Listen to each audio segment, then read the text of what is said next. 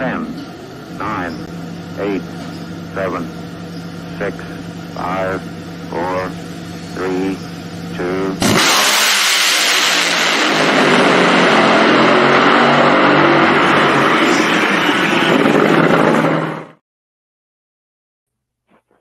Once again, folks, welcome to the Competition Plus Power Hour on the CompetitionPlus.com platforms. You can watch it on the Competition Plus Facebook page, Twitter, and also, X, not Twitter anymore, keep saying that, and the YouTube channel, where you will find for CompetitionPlus.com a plethora of drag racing content that you can enjoy, from the nostalgia in its day to nostalgia of our day and beyond in the world of drag racing.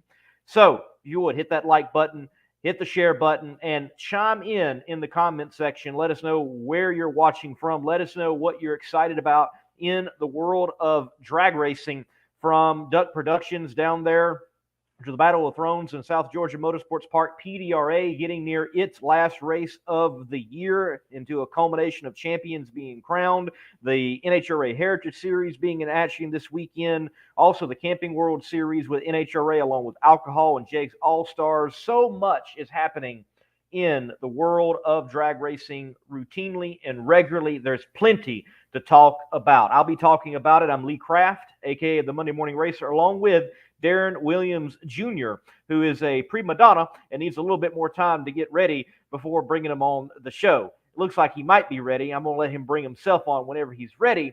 But no, he's actually been working extremely hard, and he works with the family business there in Southern California, and he has been getting the job done, and that is a good thing and certainly commendable. So in the comment section, what do you want to talk about in the world of drag racing? We will be talking drag racing just added Terry Haddock.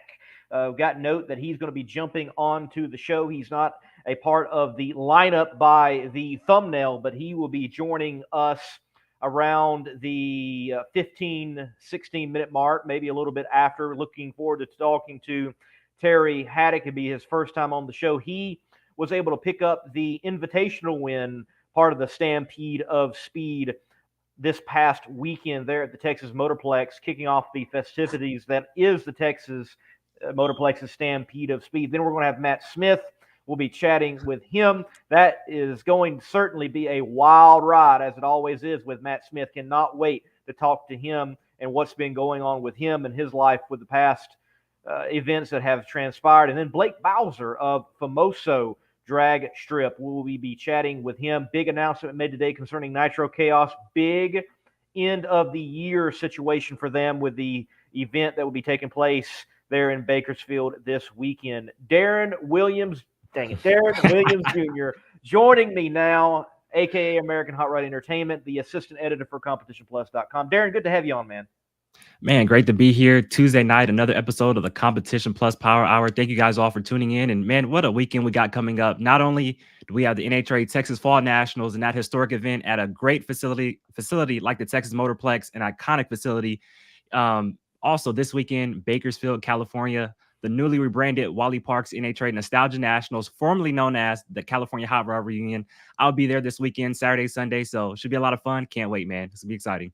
It's going to be exciting. Look, Battle of the Thrones happening down there at South Georgia Motorsports Park. Plenty of other drag racing events going on as well. Certainly some tracks have said, hey, we're done for the season. I think of ones that I've saw recently, Eddyville Raceway Park, Tri-State Raceway. They're both in Iowa. I follow them on social media. By the way, if you're not following these tracks on social media, do so. Give them likes, give them shares, help them out. That's one way you can help, even if they're not right down the road from you and you can attend regularly. But some tracks are done. Some tracks still have a little bit more racing left, but we are certainly winding down the racing season here in 2023, and champions are going to be crowned. We've seen champions crowned in other series. What an exciting time we are in for sure, Darren.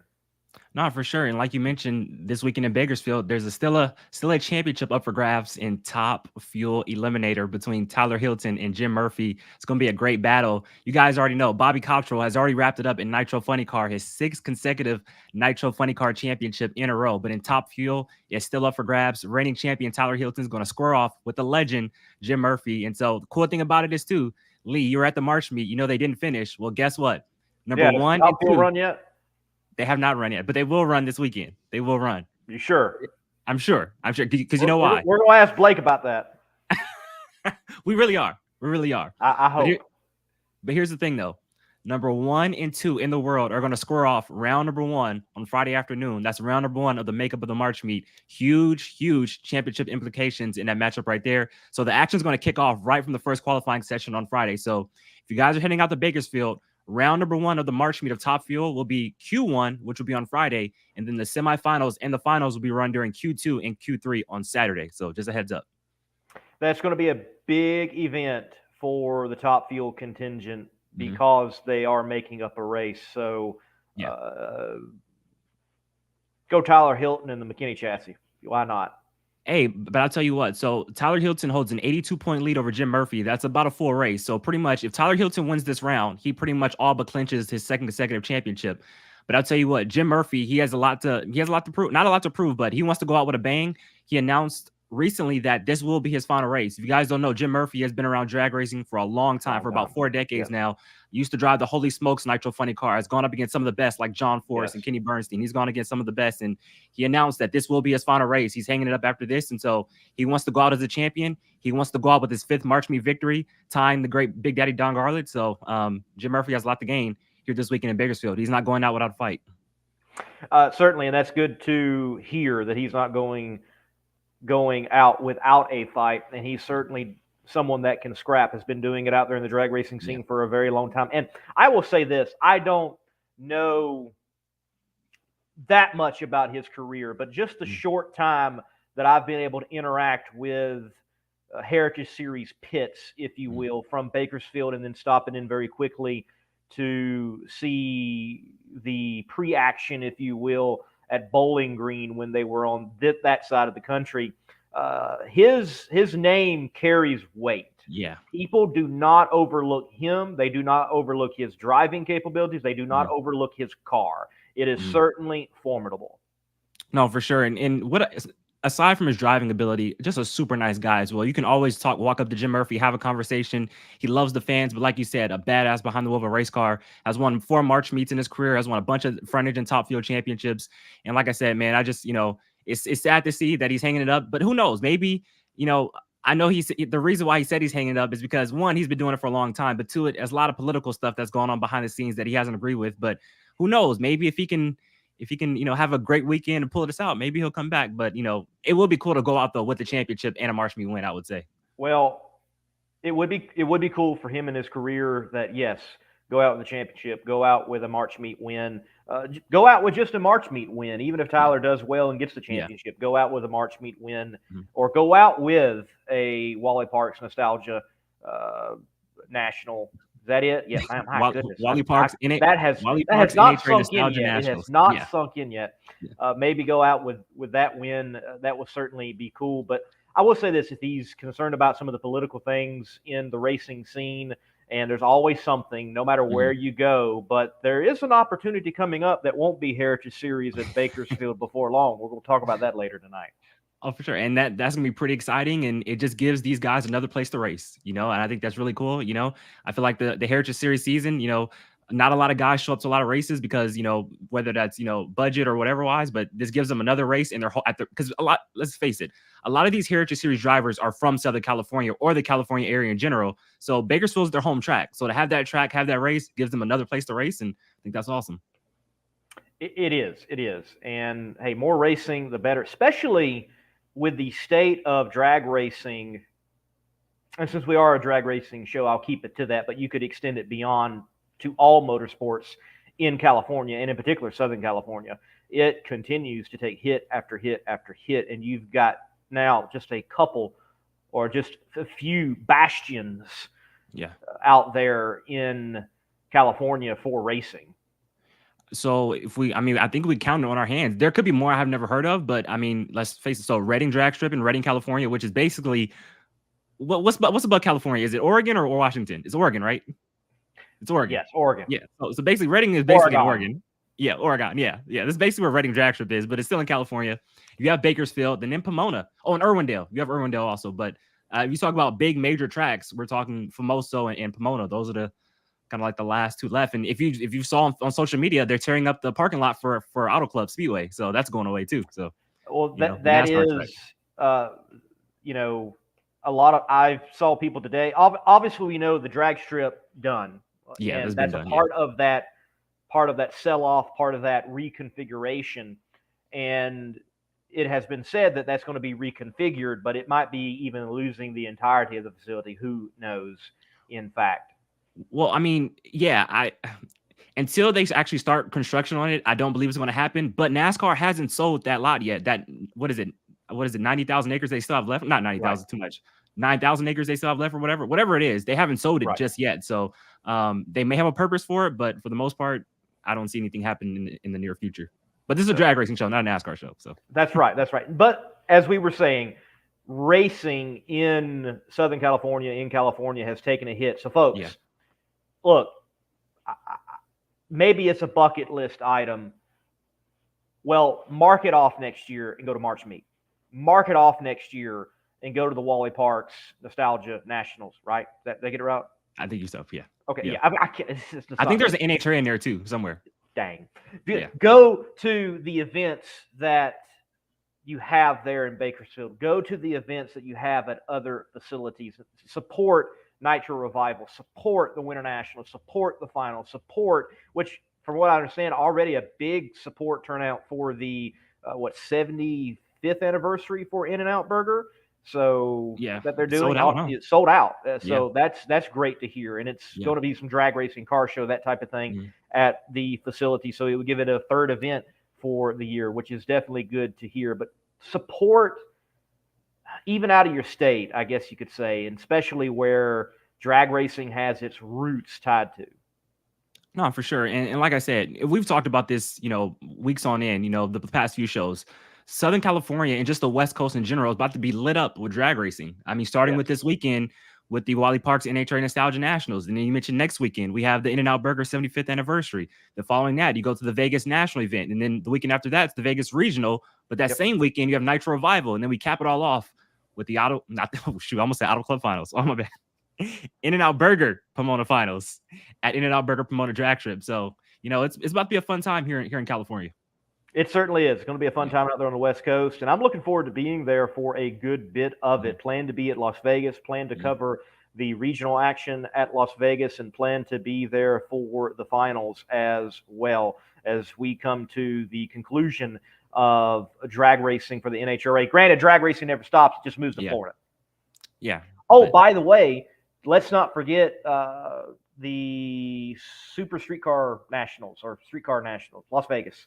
Mel Vegas, Roth and what he puts on. That's also happening here very soon at Vegas before the NHRA national event. So Vegas has got door slammer centric drag racing, then the Camping World Series, then sportsman centric with NHRA, and then it rolls on to Pomona. So the West Coast is getting it in. Guess what? So I'm not sure what exact series it is, right? Because we've debated about this a lot in the past, right? But there will be pro mods at the Wally Parks NHRA Nostalgia Nationals. But here's the thing. It's at Nostalgia Pro Mod. So I don't know if this is the West Coast Pro Mod series. I don't know which Pro Mod series is going to be. But there will be pro mods on the West Coast in Bakersfield. That should be pretty fun. Interesting. Not just Nitro. It's funny how we can even have in our day and time Nostalgia Pro Mod. I don't know. I mean, I'm not that old, and Pro Mod hadn't been around that long when I was a kid, and I was seeing it at my local drag strip and seeing it at Super Chevy shows, and you saw the rise of Scotty Cannon and other individuals, especially in the Southeast. But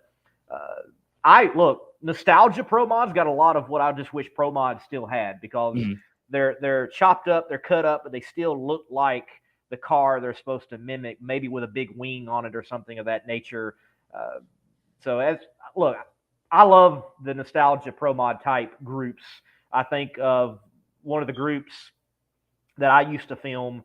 I think they're called, if I remember correctly, Outlawed Superchargers there at Lancaster Dragway when I first started Monday Morning Racer as a YouTube channel. And they did Chicago style, but you had some really neat, cool cars come out.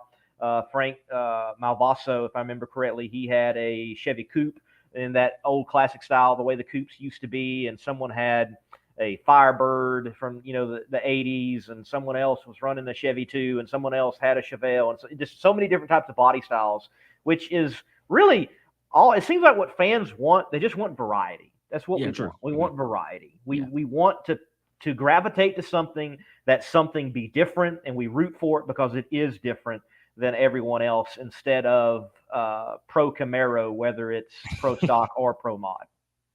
No, I definitely agree with that. And I'll tell you what. So the first time I ever witnessed pro mod in person, the first time, I was 7 years old. Las Vegas Fall Race, 2002. The first time I ever experienced pro mod when they were at the NHRA, the infancy of pro mod in the NHRA. And one of the cars I gravitated to was Western Beef, Mike Castellana. That was the first car I gravitated to. Was that old car right there? But like I said, I'm not sure what pro mod series is coming to Bakersfield, but whatever it is, I'm sure it's gonna be cool. And I tell you what, you get pro mods on the West Coast, a lot of screw blowers, a lot of roof blowers, and not a lot of different other stuff. So it'd be a lot of fun. And right, it's blown. It's all blown. Not much nitrous. No, not much nitrous, no turbo. Yeah, that's all more screw blowers and southeast, roof blowers. For sure. And man, look, I know that might have been the first time, and I'm glad you got to experience the first time there, but experiencing pro mod at a place like Shady Side Dragway or Wearshoals Dragway or Greer Dragway, these hole-in-the-wall facilities where you ought not to be driving anything that powerful and that quick and that fast, but you got these daredevil of people sending them down the proverbial dirt road, because the drag strips aren't much beyond a dirt road. It is absolutely amazing, where people like a Todd Tutterow King Tut cut his teeth and made his name, and he takes it all the way now to the NHRA and is able to get cars perform, or a Manny Bagina and those type of guys. It was a spectacular time. Well, Lee, I mean, I don't go to back road tracks. I go to state of the art upscale tracks with AC. You got to have hot water. Bakersfield's a stretch, Bakersfield's a stretch. The fact that I'm going to Bakersfield, I know. The only reason you're doing it because you're supporting, the losing racing in California. You got to have automatic toilets, and you got to have hot water, and you got to have automatic soap dispensers and automatic. Air dryers, and you got to have a media center. I know. You're a pampered little thing. This. I'm a city boy, and that's how I got to do it.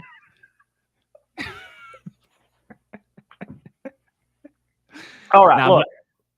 Go ahead. You got it. No, you got it. Well, you got it. We have been ignoring the comment section, and I do want to take some time because we're going to talk about Nitro Chaos a little later on. And they have mentioned in the comment section about Rachel's post. They're referring to Rachel Meyer. And Rachel Meyer made a post today. Look, let me say this. No shock. And what I mean by no shock is it's not a new announcement.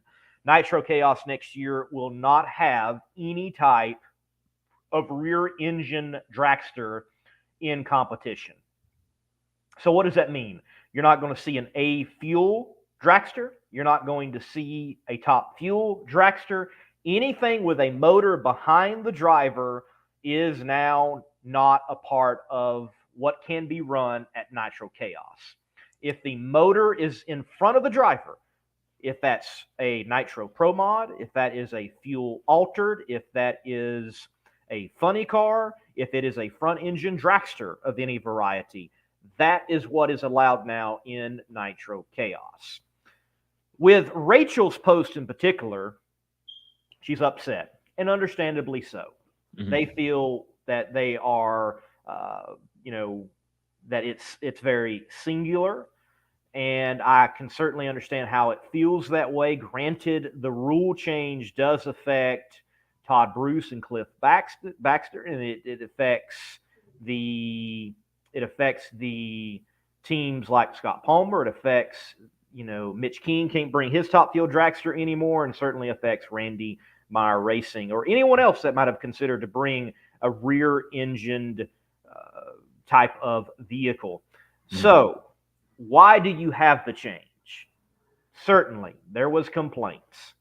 And whatever the type of complaints those were to Chris as the promoter and the series owner, you have a situation where, like, I think there was over 40 cars that competed in Nitro Chaos this year, one way or the other. Well, out of those 40 plus cars this year, you had Mitch King compete with his Top Fuel dragster. You had Matt Sackman, Rachel Meyer, Megan Meyer, Todd Bruce. Out of 40 plus, only 5 were rear engine. It's a numbers game. Who are you going to assist and who are you going to make sure is happy? Mm-hmm. I do not envy, after I have, watched Chris and do what he does as a promoter. I have no desires to promote anytime soon, in any shape, form, or fashion. Promoters, they need to get a pat on the back. I don't know how they do it. They get phone calls, they get texts, they get whines, they get this, that, all so much stuff. I don't know how they do it. Okay? So you have that situation, a numbers game, and you go with who, well, is the bulk of the class. And the bulk of that series is front engine dragsters, fuel altereds, funny cars. It's that simple. So let's back up just a little bit. I read, so obviously we know the big announcement that's happening. We'll wait and actually, I mean, we can say it now, right? I mean, Bakersfield's holding a chaos race in September. Yeah, why not? Yeah, we're going. Yeah. And when I read the press release, when I got off work, it said something very interesting. And you can clear this up from me or not. Like you just said, rear engine cars are no longer allowed. Rear engine dragsters. But in the press release, it said unless it's nostalgia. Is that for just the chaos race in Bakersfield? Because there are nostalgia top fuel dragsters out there, rear engine top fuel dragsters out there.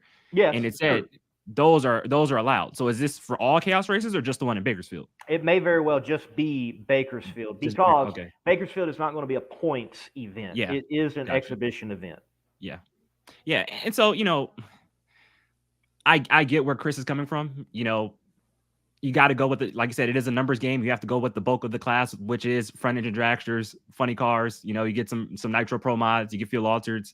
I just think, at the end of the day, I hate it for the whole Randy Meyer racing team because they work so hard. They take this stuff seriously. Just because it's not NHRA, they take this stuff seriously. They're competitive. They want to win. Rachel wants to win. Megan wants to win. Randy wants to win.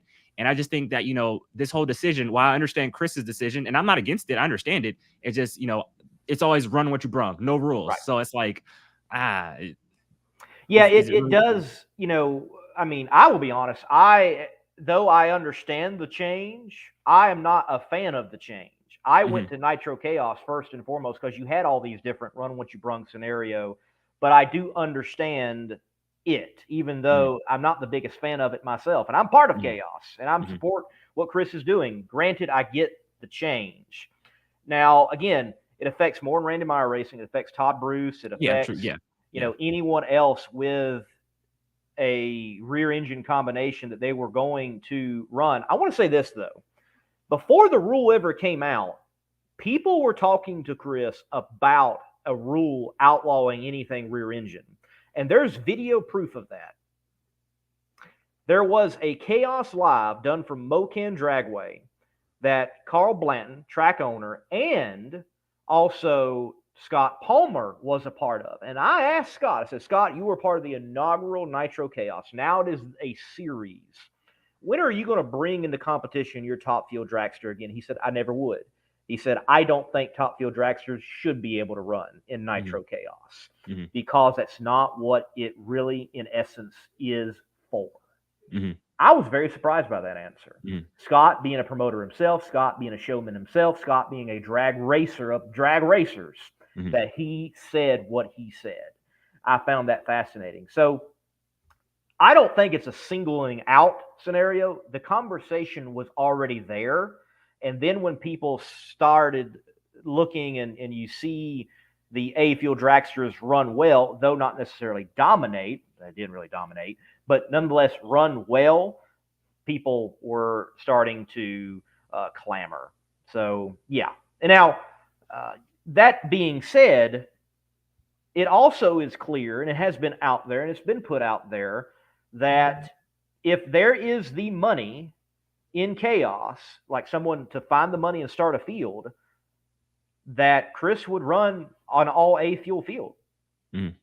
That's a possibility. That could be a reality. He's open to that.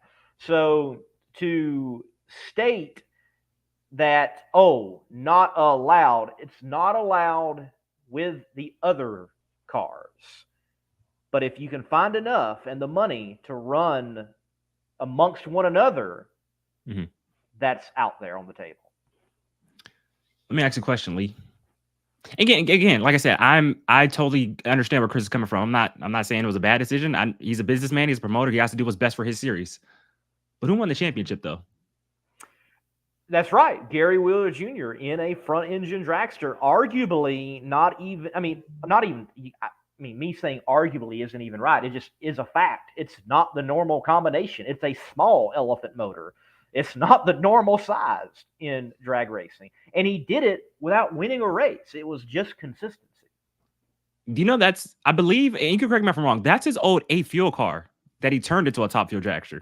Yes, if I remember correctly. Yes. I remember correctly, that's the way in which he explained it on a Chaos Live just a week or so ago, that they just pulled parts, put a combination together, and realized, we need to just put the blower on it too, and they tweaked some things and got it running and operating. And he was able to do it predominantly from the B field, though he also made an A field at Mocan and did make it to a semifinal round. So, Todd Bruce was able to win a race. Rachel Meyer was able to win a race. Megan Meyer was able to win a race. So, it's going to be interesting to see how Nitro Chaos moves forward. It'd be interesting to ever see if they're allowed back in. What I can tell you is if you're out there and you're like, that's going to hurt Nitro Chaos. No, it's not. There's already 5 points races for next year. Even though the schedule hasn't come out yet, I know there's 5. And if you put all the dots together, you can know majority of the schedule, because almost every race after that race, it was announced that we're returning. So 5 points races and then an exhibition race at Bakersfield. That's 6 Nitro Chaos races next year. Let me ask you a question. So if there is a fuel or alcohol dragster chaos race, no rules, just outlaw A fuel dragsters, do you think it'll be as big as of a draw as a Nitro Chaos or a Funny Car Chaos? Just in the sense that, hey, we can go see alcohol dragsters at an NHRA event or a regional event, whether it is outlaw and it is 8th mile, it's different, it's its own thing. But Nitro Chaos, you can see fuel alters, you can see front engine dragsters, you can see funny cars, funny car chaos, you can see a centrifugal supercharged funny car, you can see a Big Show Nitro funny car, a nostalgia funny car, stuff like that. Well, now, granted, with what I said, my statement, the A fuel dragsters running together, that would not be separate from Nitro Chaos. It would be within as a class running within Gotcha. Okay. Nitro Yeah. Chaos. So let me clarify that, okay? And for me, no, it doesn't bother me. I love A fuel dragsters. They're cool. I think they're cool. They're cool. I mean, I get it. They do terrible burnouts. I will say that to anybody. Well, the A fuel cars, yes. Yeah. I've said it to Randy Meyer. I've said it to Dave Harada. I say that y'all do terrible burnouts. Like, just carry it out. Like, I will say the guys from Texas, like Aaron Cooper and Shane Conway, I believe, if I remember correctly. Yeah, Conway, yeah. They do rolling longer burnouts. Like, thank God in the A fuel ranks that they are out there showcasing that you can do these longer burnouts. And even Chase Copeland in his nitro injected altered, that's out there in Nitro Chaos. It's not a slam on anything injected nitro, by the way. It's just that it needs to be now front of the driver. Well, he does a shorter burnout. Mick Steele this weekend, his injected nitro funny car at the past weekend of regional, short burnout. Like, why y'all gotta do short burnout? do a long burnout. But other than that, I love the combination. I think they make a very interesting sound. I don't know why. It is one of those sounds in drag racing that I absolutely love when they go full on the fuel before they put that stage light on, and it bogs it. And I love that. I don't know. I love that. I do love the plume. If they're rich enough, the plume of nitro that is left. I love that. And you know, I have seen with like Megan running in Nitro Chaos that if apparently they're running enough percentage, you're going to get header flames out of them Yeah. too. Mhm. So they can put on a good show that way as well. So I don't think it's an issue. Granted, the fact is, drag racing fans are going to races for a whole lot of different reasons. Mhm. You have some, they go to an NHRA national event because they want to see Pro Mod and they think Mhm. that's better than Pro Stock. You have some that they want to see Pro Stock and they don't want to see Pro Mod or Fuel Funny Cars. You have a majority going because they want to see Fuel. Mhm. So fans are fickle, I guess you could say, but I enjoy it all. I enjoy it all, except for radio. No, never mind. No. No, the cars are impressive. I just don't understand the track prep. Like, I do not want to watch tractors. That's simple. I echo every sentiment you just said about A-Fuel dragster and just alcohol dragster in general. I mean, like you said, when they step on the gas, see all the smoke come out of the headers right when they step on the gas, and it sounds like a rocket. The A-Fuel car is doing. I'll tell you what though, but for me, I love me a good blown alcohol dragster, and so Sean Cowie has the best burnouts in alcohol dragster, hands down. Like, it's a mean, like, nasty burnouts that he does. Yeah. Yes. But you hey, brought up something. Taylor Vetter this past weekend up at Worldwide Technology Raceway, she was laying it down. I'm like, yes, thank you, girl. You brought up a really cool name, and I really, and maybe I just don't listen enough, but I rarely hear this name anymore, and I'm happy that you said it. Injected nitro. I feel like we always say A-Fuel now and stuff like that, but I remember as a kid sitting in the stands at Pomona, whenever alcohol dragster would come up, I would annoy my dad all the time because you had regular blown cars and you had injected nitro. And I knew the difference. I just wanted to say injected nitro. So every time a new pair of alcohol dragster would come up, I'd be like, Dad, is this an injected nitro or a blown car? And you have to say it for every pair. And he used to get so annoyed. I remember that as a kid. So I'm happy that you brought up that name, injected nitro. I always thought that was badass. Right. And I think it fits even better in, for example, Chaos because, A-Fuel is an R designation. That's an NHRA designation. Injected nitro is the combination, though. It is nitro directly injected. It's not blown. There you go. And it's an old combination. It is a very old combination, even for funny cars. Yes, I know that you may have it now allowed in the rules, and you see someone like a Mick Steele, and you see that the Bartone brothers are going to eventually be rolling one out. You got Tommy Johnson Jr. piloting one with that group, that team. I can't remember right off the top of my head. You've got some that are attempting it, but that doesn't mean it's new. I mean, my dad with Gene Cromer, they were campaigning a nitro injected funny car back in the mid 60s. So it's cool to see it come back around. No, for sure. And you saw Mick Steele. I mean, he's running good with that thing right there. Beautiful race car. You seen him running good numbers at Indy. Like, it's like, they said it'll be a while. Like, I know Bellamir's coming out with a car soon, so it'll be a while before you see a lot more of these cars. But from what we've seen so far, I mean, it's looking real good. I like it. I'm digging it. Yes. And to circle back to where we began, look, I hope we see the Myers back in Chaos. There's the funny car, for one. Yes, there. Yes. That they can run. They can run that in Nitro Chaos. And look, I know it takes funds and money, but if you want to throw some altered panels on the funny car and run it as an altered, a lot of people do that. And I don't know. I know right now there's a lot of soreness around it, and I understand. Megan even has on her video on YouTube that I think came out today that they feel singled out, and I certainly can understand that. But hey, Megan, if you're out there and you ever hear this, maybe look at it and see as a new opportunity. And what I mean by that is, even though you love dragsters, maybe give yourself a shot in something new, something else, and make that switch in your career. But ultimately, she can do whatever she wants to do. They're going to find success somewhere. They're going to continue to do what Randy Meyer Racing does, and that is be highly competitive and win races. And right now, even looks on the path to win a championship in the NHRA with Julie Natus. I'll tell you what, in that funny car, the injected nitro funny car at the Funny Car Classic with Julie driving, was really impressive. I would like to see that thing back out. I'm happy. I hate that they parked it so early. I can't wait to see it back out. Hopefully next season. It certainly was impressive. And in speaking with Julie, every pass, and remember that car got into the 360 range, high 350s, if I remember correctly. Every pass was a pass that she had to pedal.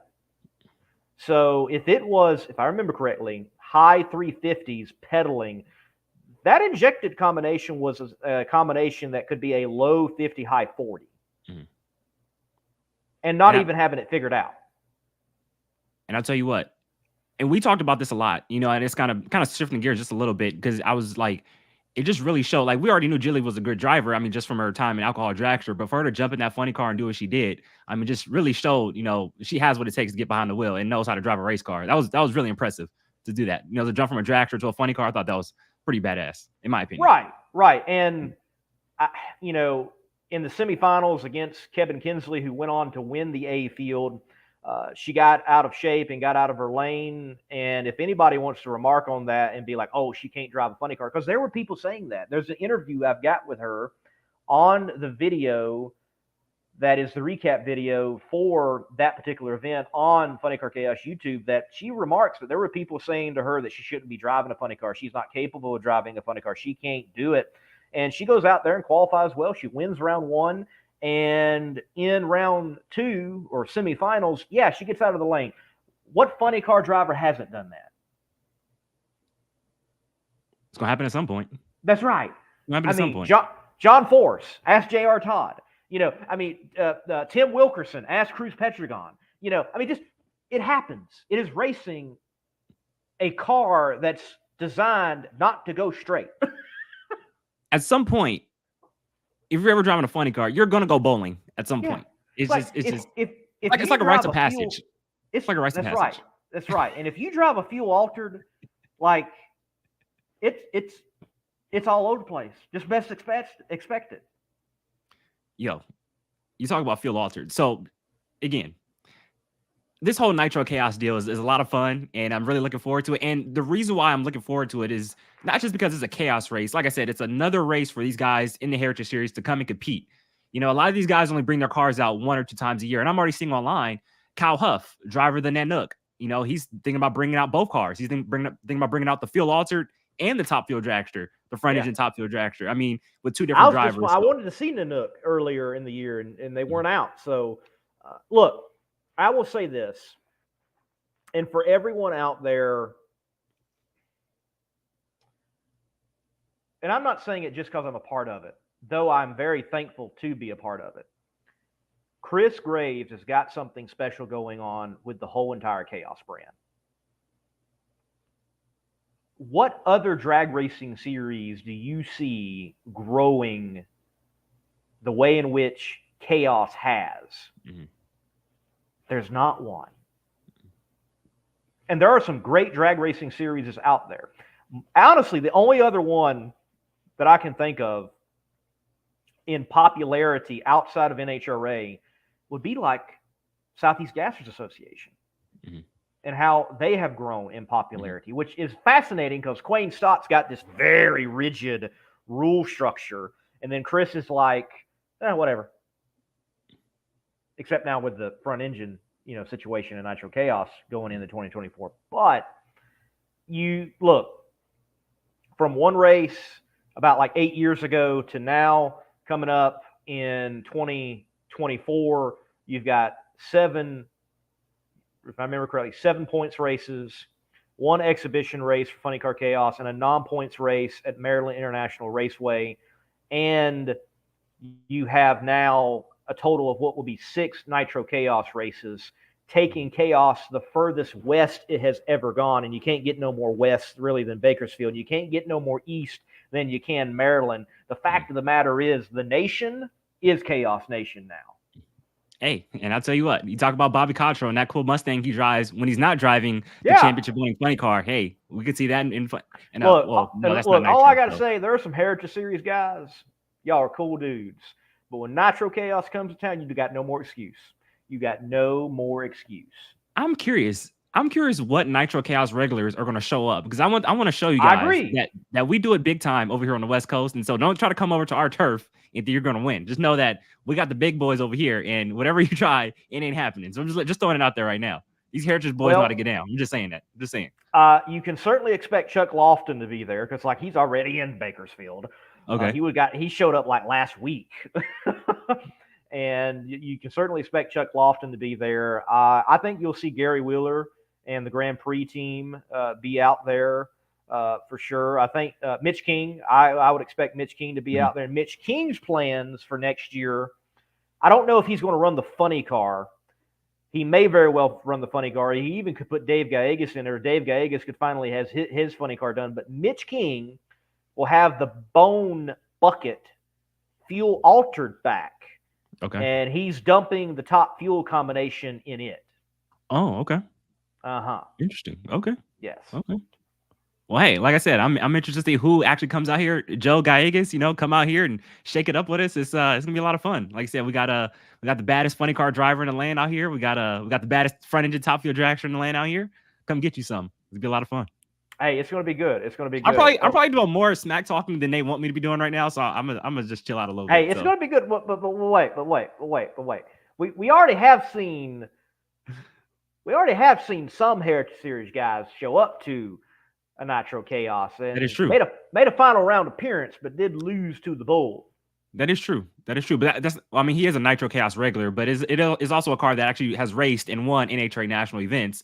Talking about Todd Bruce, so Tyler Hilton is, made it to the final round. Unfortunately, turned on the red light, but still a great running car, and that's a car that's won a lot back in the day. So I would say that is the baddest front engine top fuel dragster in the land right now. In my opinion. I completely agree. Well, you agree because it's a McKinney car. That's why. Well, they build good stuff. What can you say?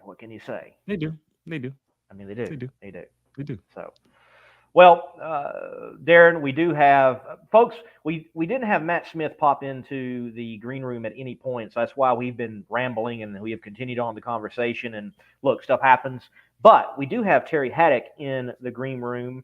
So we are going to transition. We're going to take a break. We're going to bring Mr. Haddock on. First time ever being on the Competition Plus Power Hour, and looking forward to chatting with him on his NHRA season and a recent win at the Texas Motorplex. So right after this break, word from Weldon Pump, Terry Haddock.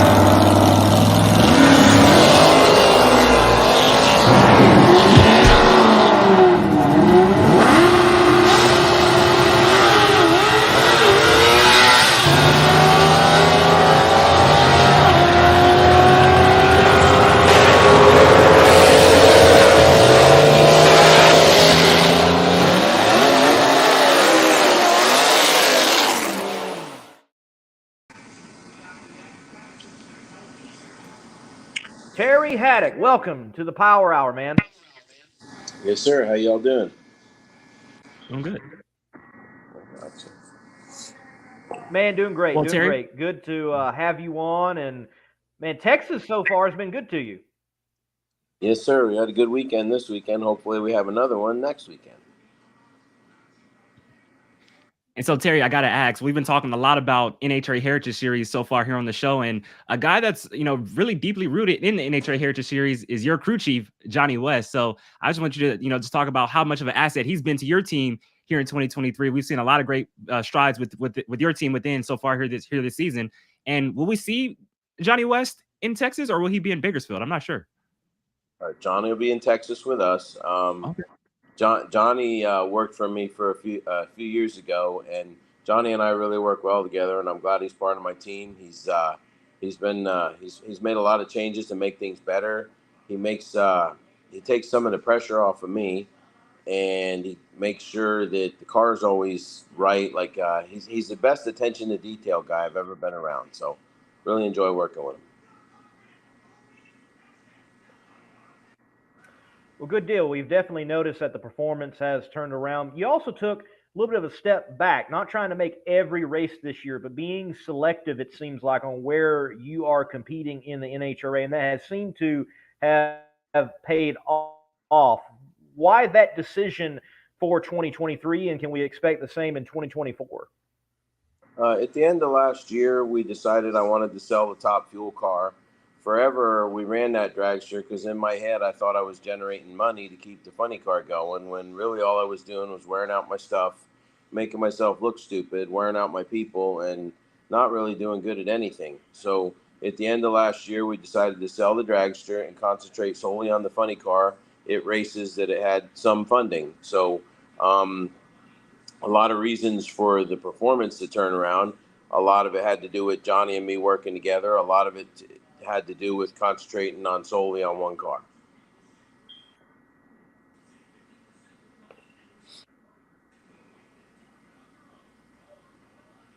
No, and like Lee said, and like you mentioned, the performance has turned around big time, and you've been out here for a long time, and I'll tell you what, Nitro Funny Car, it's a doggy dog world out there. It's cutthroat. It's, the best races in the world. For you as a with a smaller team, smaller funded team, one car and everything like that, get a little pride that, hey, I can go out there and race with the big boys and go out here and win rounds whenever I can. Yeah, there's a lot of pride in that. And then, we want to do better. We want to be able to be faster, and we want to find a sponsor, and eventually we'll want to race all the races and win a championship. That's why we do this. But you have to start somewhere, and we're blessed to be here. Like John Force. Same deal. That's right. That's right. And Terry certainly can get it done. One of the hardest working men out there in the pits. I've seen it myself with my own eyes. Terry, you also are the de facto burnout king in the funny car ranks. And thank you for that. But why your tremendous long burnouts, bringing back the 90s and the 80s that you give us as fans and media at the NHRA? I just do it because it's fun, and I know the fans enjoy it, and at the end of the day, these people buy tickets to watch us race, not to watch us do short burnouts. And, some crew chiefs will say it hurts the car. I don't find that it hurts the car. It may burn a little more fuel, and we got to be careful of that. But I think the sacrifice is worth it when the fans love it. And at the end of the day, we're here to please the fans. So just going off that, do you feel like, we have lost a little bit too much of the show within drag racing? It's become a little bit too much of, hey, like you said, it's going to hurt the car in the end of the day. But do you think that we've kind of, I guess you could say, kind of gone away from our roots a little bit within drag racing and actually putting on a show for the fans? I think some things get lost. I think the world's changed as we know it, and we got to change with it. We got to do some stuff to bring the fans back to the sport. But one thing that catches their attention when you get a new fan is that big, long burnout. So, I don't know. We're just trying to do our little part. Throttle wax too, right? Throttle wax always bring men too. Hey, throttle wax too. Hey, yeah. Oh yeah, we do those also. Yeah, Terry brings it all. Throttle wax, long burnouts. Yes. So, folks, next time you're at an NHRA national event, go buy yourself a Terry Haddock T-shirt. You need to do that. And speaking of your T-shirts, where can they find them? What particular trailer are they on out there in the NHRA, Terry? Do you know? They're sold on the Midway, and I don't know the name of the trailer, so I guess that makes me a big dummy, but they're out there. I apologize. This year, Heather takes care of all that stuff for me, so I don't have to pay attention to it because I'm covered up with everything else. So I guess I should know, but I don't. So I apologize. But they are available on the Midway. All right. So, folks, out there on the Midway, look for that Terry Haddock T-shirt, buy it, and then go tell Terry where you bought it so he knows where it is at. Maybe I'll remember. Tell everybody else. Hey, you mentioned about being covered up, and you're obviously doing a lot at the track, more than just driving. But what else do you do? I know that you've got the block repair business. I know you ventured out doing the wheels as well. What is the portfolio for Terry Haddock at the moment? Right now, we're concentrating on repairing engine blocks and building billet wheels. It's just really hard. It's hard to find good help these days and people that want to come to work. So basically, everything has to have my hands on it. So basically, I'm always behind on something, and someone's always a little frustrated with me. So I'm covered up because I tend to promise more than I can get done in a day, and I guess I got to stop doing that. But you mentioned, what's that? Oh no, I was just saying, you mentioned you do everything outside of the race car, and we have a great comment right here from Andrew. He says, Michaelan is doing an amazing job on Haddock Automotive YouTube channel. And like you mentioned, Michaelan is a great videographer, does a lot of great videos for the NHRA and on his personal YouTube channel. As a father, how cool is it to see your son, really thriving in the sport that you love, not only for just making videos, but also getting his license in a nostalgia funny car and stuff like that? And where's his progress coming along as far as, jumping behind the wheel?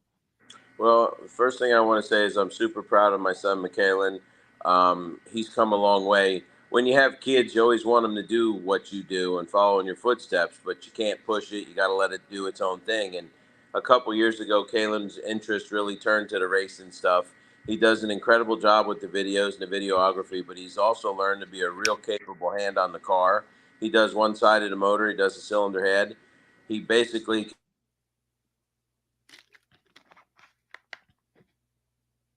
Uh-oh.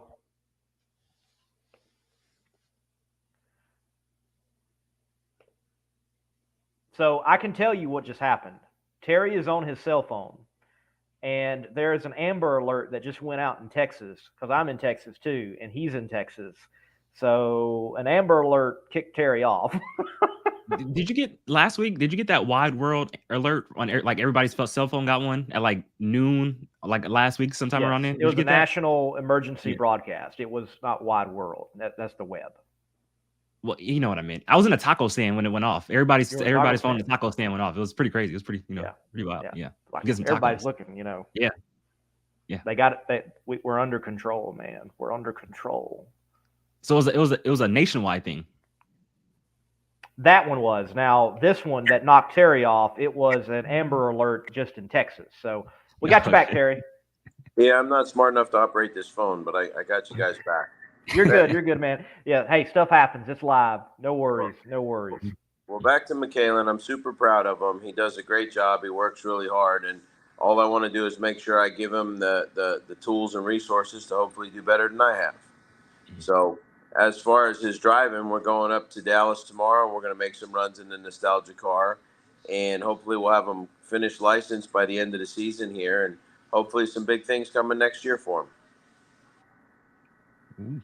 Does that mean we could see some? Could we see some maybe March meet appearances or some Wally Parks NHRA Nostalgia Nationals appearance? I don't know. Maybe there's going to be some real good stuff coming, but we can't talk about it yet. Nice, I love it. But he does real well in the car. I'm proud Terry, of him. that is good to hear. Go ahead, Terry. Go ahead. All right. I was going to say, he does a good job in the car. He listens well. I'm proud of him. I think he's going to make a real good driver, and we'll see where it goes for him. Hopefully he has the heart for this like I do. Maybe he can take it further.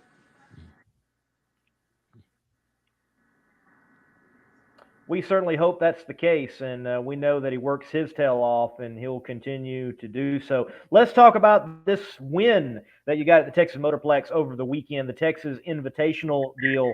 What did it take, and who did you go through to pick up a win at the Texas Motorplex already, Terry? That was a cool deal because on Friday night when Scott Palmer did his show, we made 2 runs in our Nostalgia Funny car. I drove it for 2 runs. And then I had a Customer's Fuel Altered, which was an amazing car to drive. I had so much fun driving that. And then Saturday night for the show for the Myers, I ran Jeff Deal, and we beat him.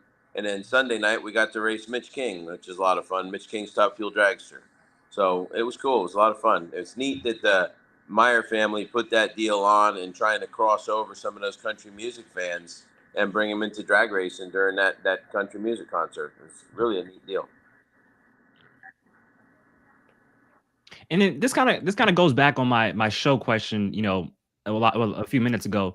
Like you said, Billy Meyer and his daughter and the whole crew has done a great job of what they're doing for not only just the NHRA Texas Fall Nationals, but making it like a really big event. And you've been around the sport for a long time. For people who don't know, Terry Hack's been driving funny cars for a long time.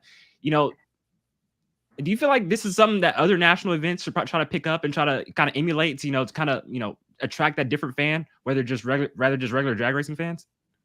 I think it's a good idea for and I applaud the Myers for spending the money to try it. There's a lot of people that want to see the sport grow, but not a lot of people doing stuff to make it grow.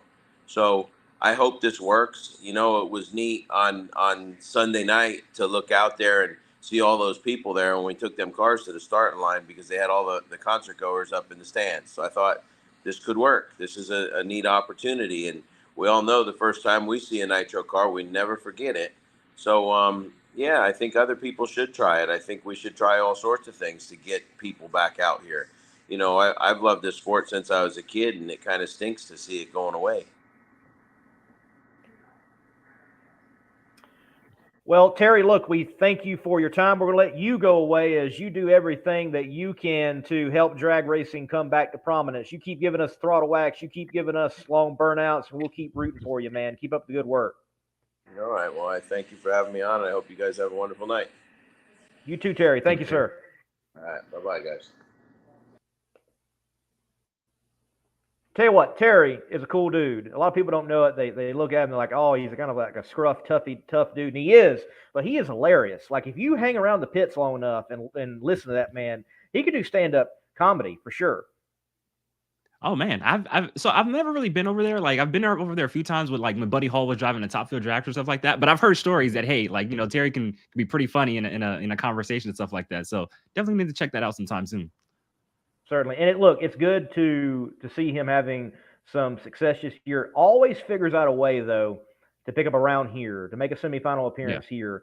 And having Johnny West over there, it's been good to see them do well. And I hope that there is much more success ahead for Terry Haddock. Certainly deserving of it, and he puts the work in. And I think we're going to see that soon enough.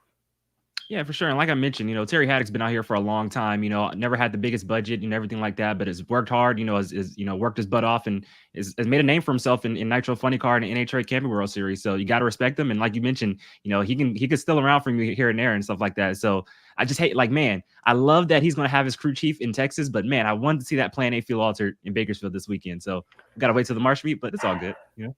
Hey, speaking of, you know, this weekend at Bakersfield, we got the man in the green room, and we can take a break and bring him on and chat it all up from what is going to be happening there at Bakersfield. You ready for take a break? Yeah, I thought you were gonna go to break. I mean, you know, Yeah, okay. I thought that was a lead in to the break, so that's why I didn't say nothing. Oh, we're leading in now. Okay. Competition Products, your source for hardcore engine parts for street, strip, and oval track. Our free catalog is packed with hundreds of product lines from the best-known manufacturers in the performance industry. Lowest prices guaranteed. Free shipping and handling on all orders over $149 in the continental U.S. Need expert advice? Our knowledgeable staff is just a phone call away. Competition Products, race parts sold by racers since 1970.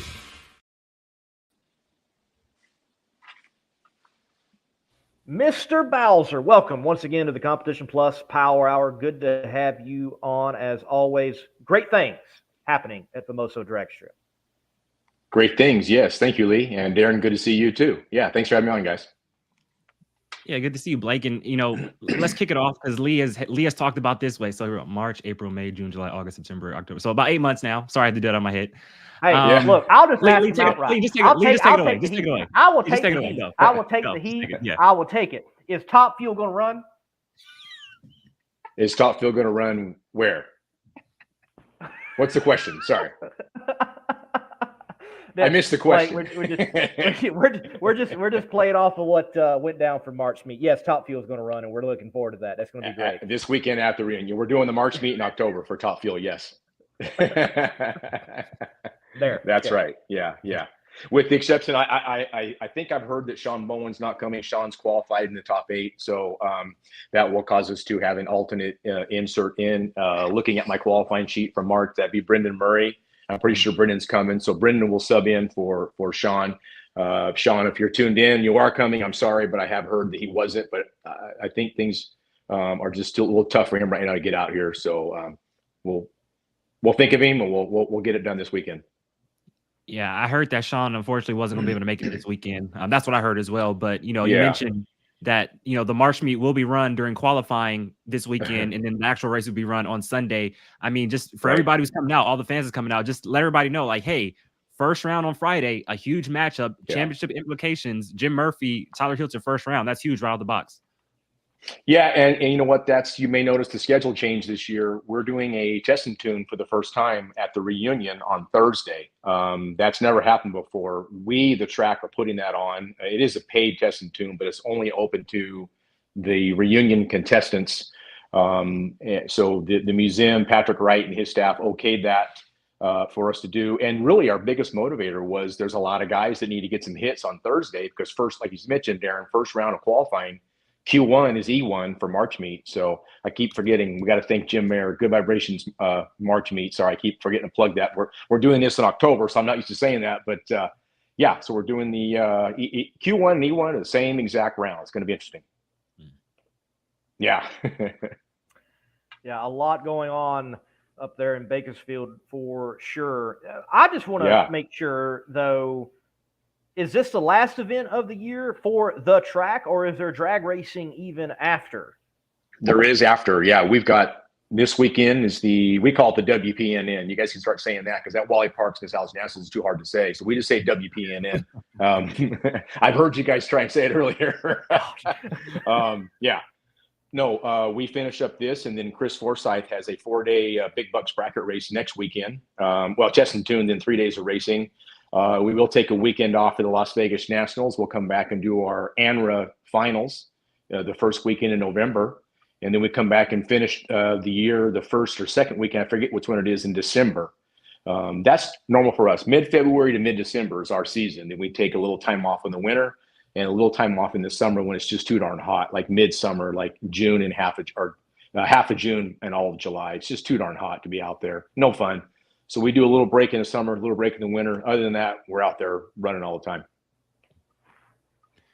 And so you mentioned, Wally Parks Nostalgia Nationals. I don't know where the NHRA is. I don't know if it's NHRA Wally Parks Nostalgia Nationals or Wally Parks NHRA Nostalgia Nationals. But, first off, do you like the name change? Because, for me, for over 30 years, it was called the California Hot Rod Reunion. So it's, I know, kind of a big name change. And also, just talk about the reason for the name change, because I know the vibe of the reunion was a lot different than the vibe it's been the past couple of years. I think that's mostly it, Darren, is they're just trying to maybe resurrect this event. It's kind of been in a little bit of a downturn the past few years.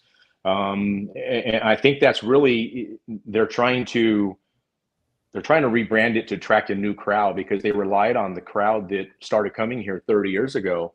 And let's face it, that crowd is older, maybe too old, and unfortunately some have passed. So it's just a group that's aging out and not coming anymore. So we have to rebrand it. We have to bring in a new younger crowd. And if you notice, you both were here at the March meet this year. We do that. We try and bring in not only grandpa who used to come, we want to have dad and grandkids and all that. We want to keep this generational thing going. So that's something I'm going to be helping the museum with and NHRA and Glenn Cromwell with, and we're going to get this thing turned around. Well, that is good to hear that you got those plans to continue to move it forward and grow it, get the next generation in. Yeah. There has been a move made, and I want to get your take on it. And certainly you were involved in the move, and I imagine you think it's a positive move. It seems positive with March meet itself, if I remember correctly, moving it up a week in from where it has been. Yeah, we announced March meet basically at the event this year when you guys were there. We try and throw out the date and have it, and then NHRA announced Gainesville right on top of March meet, and that's never happened. It has happened in a long time. I understand why they did it because the schedule, they got to start out there and then get out west, and Easter Sunday is kind of screwing things up there as far as schedule wise. But so we just kept, guys like we just talked about Johnny West and so many people like Matt Bynum and so many guys that have cars, but also are involved on the NHRA tour couldn't come. And, our good friend Ron Capps likes to come. Cruz Pedregon likes to come hang out. And even if they're just there, it's just fun to have them there. And we can't do that when they're in Gainesville or somewhere else. So we thought about it and we just thought, you know what, let's just go ahead and bump it a week earlier. And I'm not saying February. I hate when an event has 2 months on it, like a poster. So we're just saying Elite Day,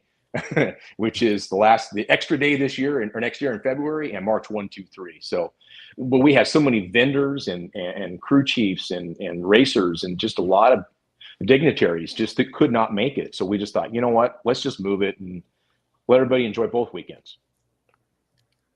So did you talk to NHRA on why they scheduled the Wally Parks Nostalgia Nationals the same weekend as the NHRA Texas Fall Nationals? I mean, dang. I mean, I wanted to go to Dallas this year too. Yeah. I want to be at So- both. I mean, yeah. Yeah. I knew about this change 2 years ago. Glenn Cromwell called me and said, "Hey, we're coming up on this deal with In-N-Out, and Lindsay wants to have this deal at Pomona." I didn't know about all the name change happening. I think he knew about that then, but knew that was coming down the line. We knew the event was going to happen, and they had to make room for that. Then turn around and get ready for the finals there, obviously. So we agreed to move the date a week earlier 2 years ago, not knowing we'd be on top of Dallas National Event. That's no fun. But I can tell you right now, we've already secured the date for next year. It's going to be the last weekend of October, so 2 weeks later from now. That will, again, go up against the weekend before Las Vegas National, because they're moving to November now. And then the SEMA show has moved. So everything is shuffling next year. So it'll be the reunion or the Wally Parks Nostalgia Nationals, Vegas National Event, SEMA show, and then go over to Pomona and do that. And then, of course, you guys mentioned earlier about Steve Gibbs deal. That might change his date a bit, but then the night, what's it called? The Nitro Revival. Sorry, I got chaos in my head because you guys talking about that. So, but yeah, so it's gonna be a nice push there. Real nice sequence of events there. As a track owner and a promoter, you just always have to stay on your toes constantly, and it's never just set. There's always something changing things. Yeah, I hate change, Lee, but you know what? We're down to so few racers. We used to just worry about tracks to the north and south of us, maybe by a couple hours, Sacramento or Irwindale, Fontana. Now it's regional. We're all sharing the same guys within. We talked to Boise, Idaho. We talked to Las Vegas. We talked to, Redding, which is in California, by the way. I heard that earlier. You guys were debating where Redding was, so I'm giving you a hard time. We're having to talk to tracks all throughout the Western United States now, because these same drivers go to all the events. And if we plan an event on the same weekend, we're just hurting ourselves. The racers want to go.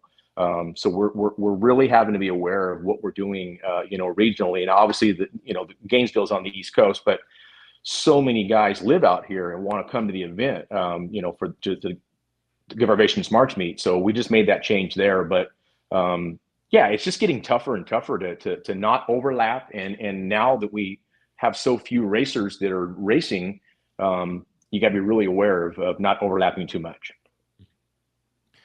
And then just as a track promoter and, someone who runs a track for so long, I mean, how cool is that to know that, hey, you got these legends of the sport, these big time names within drag racing. They want to come to your track in the middle of Bakersfield, California. They want to come to your races, your track. How cool is that as a track promoter, knowing that? I think I mentioned that to you guys in March when I was on your show. As a kid, I got to sell programs out there, and I sat at the front gate and sold them, and I saw everyone coming in: Snake, Mongoose, Shirley Muldowney, Garlitz, Ed McCulloch. I mean, they all kept coming in. That was like my red carpet, like the people stand at the Oscars and watch the actors come in. That was what I did, and I just couldn't believe they're all coming here. I live here, and they're all coming here. Now I get phone calls from these people wanting to come to our events, and that to me is just like, that's unreal. That's still, when my phone rings and it's one of those people, I'm just like, holy, that's still pretty cool. So it's gratifying to know they want to come. A lot of all those names we've mentioned made history here. Don Perdone got his first win here. 62, I believe it was. Connie Coletta got a win. All these. John Force actually won in Funny Car before he won on the NHRA tour. So it is a special venue to a lot of people. So many people got licensed. Cruz got his license. Robert Hike got his license. Ron got his license. All here. It's just Gary Selzy, when he stepped in after Blaine Johnson's unfortunate deal, several years ago, got his top fuel license here. It's a historical, important place for a lot of people. It certainly is. And for all of drag racing, we hope that it remains so for a very, very long time. We were talking about the nature of motorsports in California as a whole, and it is certainly taking hit after hit after hit. But with Famoso Dragstrip, you've been able to figure out a way to keep it moving forward. What is it like for you with the community situation of Famoso in Bakersfield with the track? I mean, you know, going out there the first time this year, you're kind of out there in the middle of agriculture land, and it seems like you would be safe, but I've heard of places where the farm takes over the golf course and not vice versa. It does happen. So where does things stand in your neck of the woods? Well, fortunately, we did just sign and we got approved by our county about a month ago, a new 20-year lease out there. Now, certainly leases are, you know, they can be broken. And we're seeing that in California. Fortunately, our county, which we're in Kern County, it's a little different than California. And I mean that politically, and I'm not trying to get involved in politics, but we see things a little different here. And so I think we're going to be able to weather all of these changes that we're seeing in California, but it'll come get us eventually. We're going to see, you know, regulations overtake everything. You know, we're seeing it with vehicles going electric and you know, ranges and your water heaters, and it just eventually it's just going to overtake us. So we're going to buy as much time as we can. The community supports it huge. I mean, it's just massive, the support we get from the community around here. A lot of folks only come out once or twice a year for March Meet and the Wally Parks Nostalgia Nationals, but you know what, they come out, and every year they come out, they see a little bit of a change in the track. We always try and make improvements out there. We take their money they spend to get in and we put it back in the facility. So we are constantly improving the track out there, and we're hoping that will buy us some more time and keep us viable. Yeah, I was impressed. I can't remember the restaurant. Darren, maybe you can remind me. You know, Ron said, "Hey, you got to go eat here, Ron Capps." I was like, "Okay, I'll go eat there." And it was a great place. But the community, they've got pictures from the Dragstrip up there, and they knew people were in town for racing. Hey, thank you for coming. We're glad to have you. Enjoy your food. And I would say, you know, my first time was this year at March Meet, and I had people tell me that the track was a dump, and I get there and I'm like, this isn't a dump. This is a nice place. Like, you can tell y'all have kept it up and been doing a good job. Yeah, we're not a Taj Mahal, we're not a Las Vegas, we're not a Pomona, but that's why our races work. That's why the March Meet and the Reunion work here. Those races, you take them to Las Vegas, they wouldn't work. They just don't fit. So no, do we have you know, a lot of you know, dirt parking area out there? Sure we do. But that's the nature of where we're located. We're in agriculture land out there, so we're not seeing that threat of development coming our way. But I'm telling you what, we are as modern in every way when it comes to safety, when it comes to track prep equipment, when it comes to the track surface. All of our equipment, everything out there are computers. We've got 4 CompuLink timing computers, so and those things aren't cheap. I can tell you that. They cost as much as a nice little car. So we've got everything kind of hidden, right? We look nostalgic, we look throwback, but we are contemporary in every way when it comes to running a drag race. Have you guys ever, because, you know, obviously with Bandimere Speedway going away this year, and, you know, I heard stories from everybody say, hey, you know, 20 years ago, those houses across the freeway were never there. You know, this development has been very recent. Have you guys ever had to worry about that at all? Is that something that can happen? I know, like you said, it is agriculture, and you guys are kind of in the middle of nowhere, but you guys ever thought about that ever happening? Well, thankfully, we have to eat, so we got to grow food somewhere. And our valley, our San Joaquin Valley, is pretty darn important to the entire world when it comes to growing food. There are, you know, like the pistachios that are grown, their almonds, they're sold all over the world. The grapes, they're you know, exported all over the place. So that's going to help us. You know, it's going to help buy some time, but what's happening in California too is they're finding better use for land. A lot of our golf courses are being threatened right now with they can figure out they can come in and these are like county owned, state owned, that kind of thing. They're finding better use for the land as far as like low income housing or you know, multiple mini houses to take care of. We have a huge homeless problem out here in California. I'm sure you guys have seen that or heard of it. Darren, you know, you live out here. So so the state's trying to find better ways to handle that, and they're finding chunks of land that could be more suitable for that. So that's always a threat. That's probably what's probably going to be more of a threat to us than the development as far as, you know, influx of houses coming to us. Or maybe what you're seeing in Fontana is all the big warehouses getting put out there, which ultimately shut down like Rocky Mountain Raceway in Salt Lake City, which is pretty much what's shutting down you know, the Bandimeres there. It's going to be a big, you know, either a development or a big warehouse, one of the two. So it'll happen, but we got some time. So right now we're going to ride the wave and enjoy it. All right. And then I'll retire. All right. I'm going to throw out a crazy question, and then we're going to talk about Nitro Chaos, because everything you just said is why Nitro Chaos is such a good fit for coming to Famoso Dragstrip. But we see races that happen at places like a New England Dragway. I've been there. It is not a modern facility. Nothing against New England Dragway. I love that track. I love the people up there in Epping. It is not a modern dragway. And there are other type of places like that on the national event tour. Could there ever be a national event at Famoso?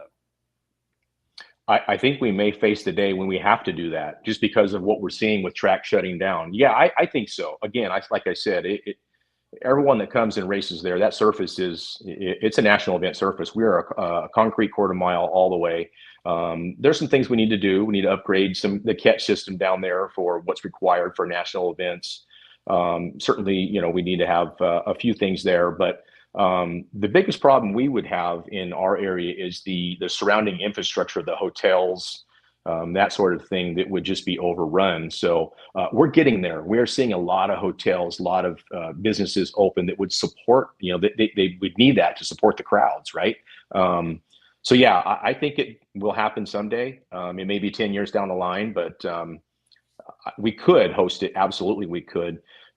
We'd have people parked everywhere. You think the March meet's crazy? Wait till you come. You come there for parking down the street for a national event. But you know what? We're happy what we do. We have two national events. We have the Good Vibrations March meet, and we have the Wally Parks Nostalgia Nationals. Those are two national events for all of our nostalgia guys. So right now we're happy hosting those for sure. And I'll tell you what, nitro testing, used to be at Bakersfield before the NHRA season. So they definitely got whole nitro cars and some big show nitro cars. And, you talk about national events, but hey, we see this pro superstar shootout in Bradenton. Why can we hold an all-star race for NHRA at Bakersfield, a good throwback race at Famoso? I think that would work, something like that. So I think there's endless possibilities of bringing the Camp Grow series, or the now so-called Camp Grow series, to Bakersfield. I think that'll be real cool. Well, I think you'll see it progress. You're going to see events like Nitro Chaos come, which we've announced today. Chris Graves announced it today. Maybe you can see an all-star kind of thing, and let it just kind of turn into a full-blown national event. And that's okay. We could do something like that. Yeah. Well, definitely glad that you are such a promoter, that you're thinking ahead and thinking forward, and how can we do it a little bit differently, but yet keep it within the flavor of your fan base and your facility. And Nitro Chaos lines up perfectly with what is happening there at Famoso. So I have got to ask, why now? I know Chris, we've talked to him. He even mentioned about Funny Car Chaos happening there at one point, and then COVID hit and nothing was going to happen. But now Nitro Chaos is going to be its sixth event for 2024, and an exhibition race. Chaos goes as west as it's ever gone. Why 2024? Well, I mentioned earlier about our 20-year lease. Chris and I talked before COVID, which we were roughly 5 years away from our expiration, which is this year. Was this going to be this year, December 31st? So I owe it to Chris to give him a future here. I can't start an event and then all of a sudden we're shut down, or something happens, or maybe somebody else comes in and runs the facility and doesn't, have Chris come back. So we just wanted to get all that cleared up. We had to get COVID out of the way, first of all. And then we were so close to the expiring of our current lease. Now that's all extended, so we can look to the future. And so that's probably why now, other than we just get beat up, people going, when are they going to come here? When are they? And I'm sure Chris is hearing it too.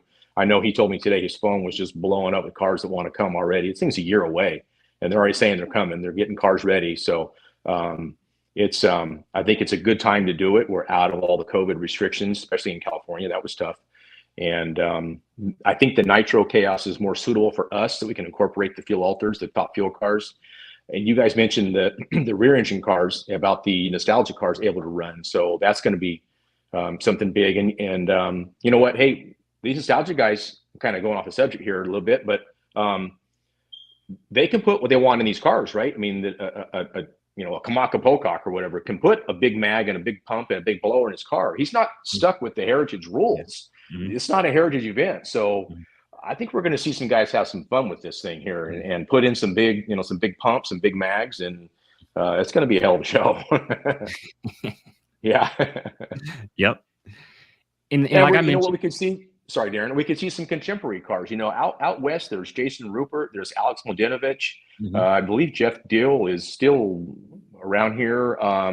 There's a lot of cars that are. Gary Dencham still has his contemporary car and his nostalgia car. So we could see those guys too, because they don't go. We were all going to be on top of the national event next year. We're on top of St. Louis, I believe it is, but they don't go back there. So maybe these guys can come, and maybe I'll talk to Chris. We'll do a contemporary funny car versus Top Fuel show. We can let the chaos guys that are now being told they can't run, let them come out here. Maybe we can put a little thing on with these guys. So I know Terry talked about it. Him and they did Top Fuel versus funny cars. So okay, let's something like that. So hey, I'm wide open on ideas, and as long as my budget and Chris could support it, let's go for it. Look at Lee's face. He loving it. Look at his face. Look at his face. Look at it. He loving it. I can't wait to be at Chaos with a Chaos mic getting the stories at Bakersfield for an inaugural event. Oh, I can't wait. I cannot wait. Yeah. Now we're going to have fun. Chris and I are excited. I know Chris is he's getting all the phone calls. I'm not getting that right now, but we're going to start working on we're working together on this completely. We're working on, event, everything, promotional pieces, advertising, the whole thing. So I'm glad we have enough time to do this. It needs that much time to do it justice. So we're going to work hard. It's going to be one good show for sure. Hey, Lee, give me a year to practice. Just give me a year. We got a year. Give me a year to practice. Tell Chris Graves to hire a second pit reporter. We can both do it together. Bakersfield, let's do it. But hey, no, you're not. Hey, you're kidding. I already thought to myself, man. I need to bring in the West Coast guy and help out at Nitro Chaos and bring Darren in. That would be cool. I'd do it. Yeah, we'll let you go in front of the camera a little bit. Yeah. Well, we are going to have some West Coast cars, that's for sure. I know these guys are going to gear up. They're going to be there. So it's so exciting to see that we can give this thing to all our front motor guys out here, all of our funny cars. Fuel Altered is going to be insane. It's going to be a lot. And our Fuel Altered class has no restrictions. It's just got to be legal. We can have as big a pump as you want. Everything you want, blower, a mag. It's just a 6.0 index. So you can have header flames to the sky if you want. You're going 6 seconds. So this thing's going to be 8th mile, outlaw unlimited. It's going to be pretty wild. Yeah.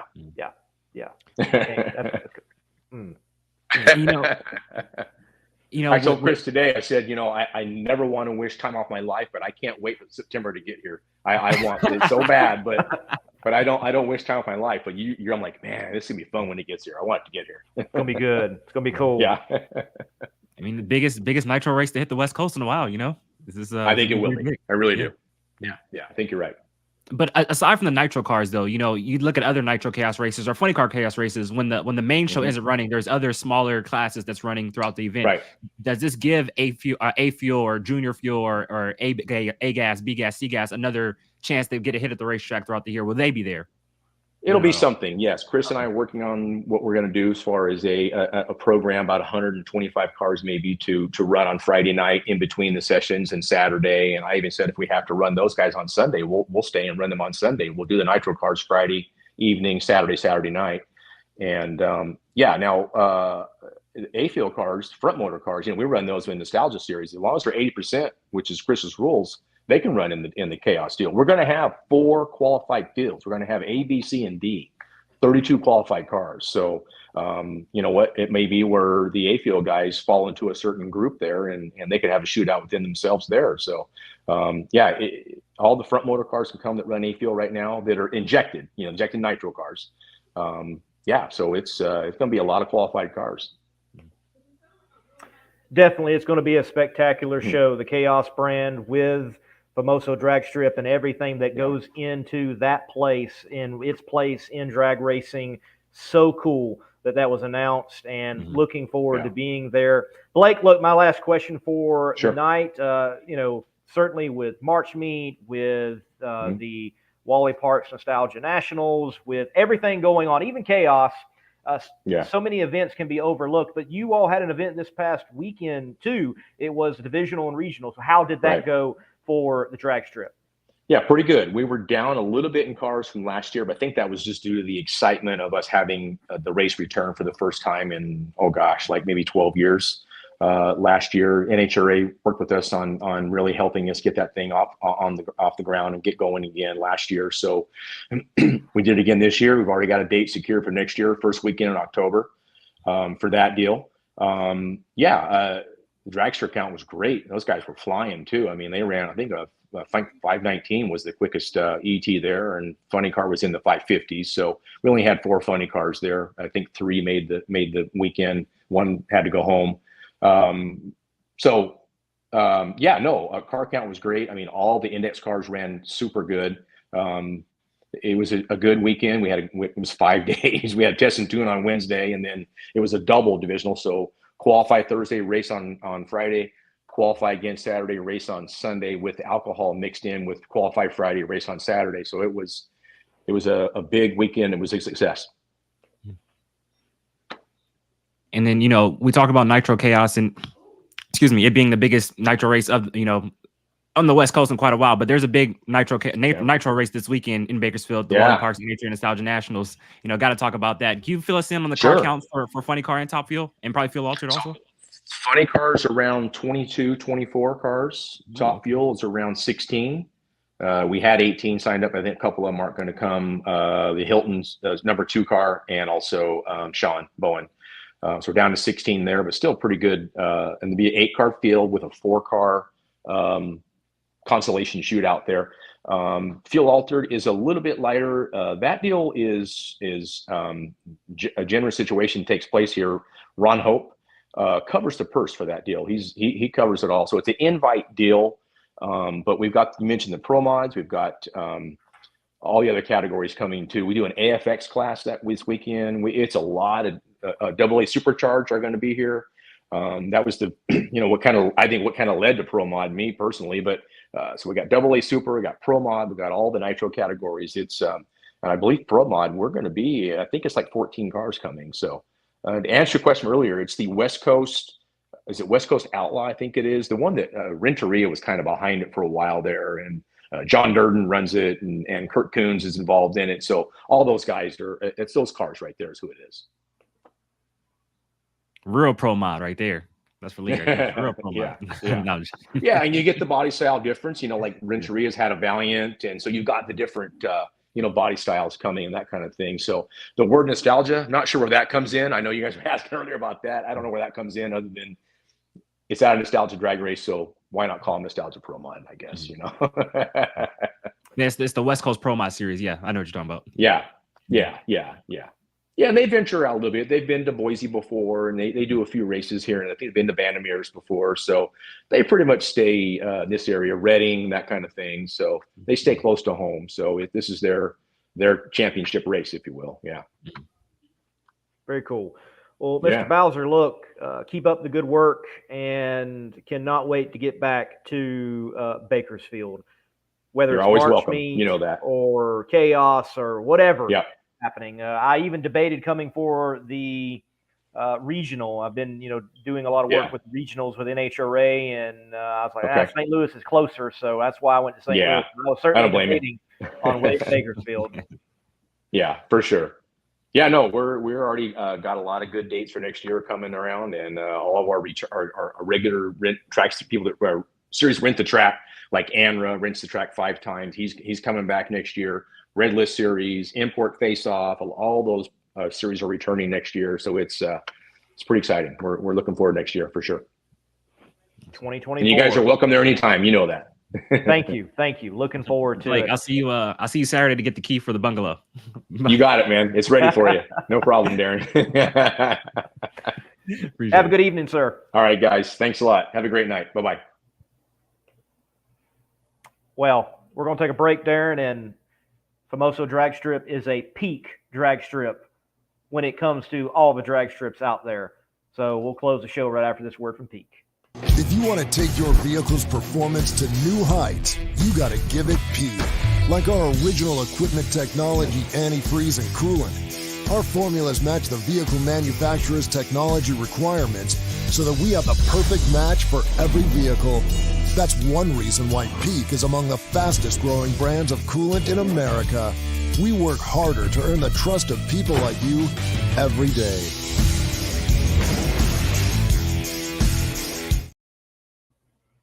So some housekeeping, ladies and gentlemen. We did have Matt Smith lined up, but we never saw him come into the green room. Look, stuff happens.